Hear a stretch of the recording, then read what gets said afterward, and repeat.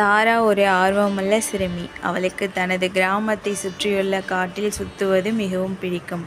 ஒரு நாள் அமைதியான பாதையில் நடக்கும்போது ஒளிரும் பச்சை இலைகளுடன் ஒரு பெரிய பழமையான மரத்தை அவள் பார்த்தாள். அந்த மரத்தை தொட்டவுடன் மரம் பேசத் தொடங்கியது. அவள் ஆச்சரியமடைந்து கேட்டாள், "உங்களால் பேச முடியுமா?" "ஆமாம், என்னால் குழந்தைகளுடன் பேச முடியும். மக்கள் மரங்களை வெட்டி கொண்டே இருப்பதால் அதில் இருக்கும் மாயை மங்கியிருக்கிறது. காடு இல்லாமல் போனால் நானும் இல்லாமல் போய்விடுவேன்" என்று மரம் சோகமாக சொன்னது. தாரா உதவ வாக்குறுதி அளித்தாள். அவள் கிராமத்திற்கு ஓடிச் சென்றாள். மற்றும் மரம் கூறியதை அனைவரிடமும் சொன்னாள்.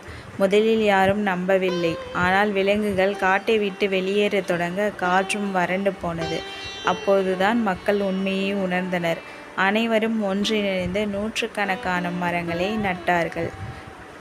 மெல்லிய பச்சை பசுமையான காடுகள் பசுமையடைந்து வருவதை பார்த்து மரமும் சந்தோஷமாக சிரித்தது. "நன்றி தாரா" என்றும் மரம் சொன்னது. "நீங்கள் எங்களை காப்பாற்றியதுக்கு நன்றி" என்றது.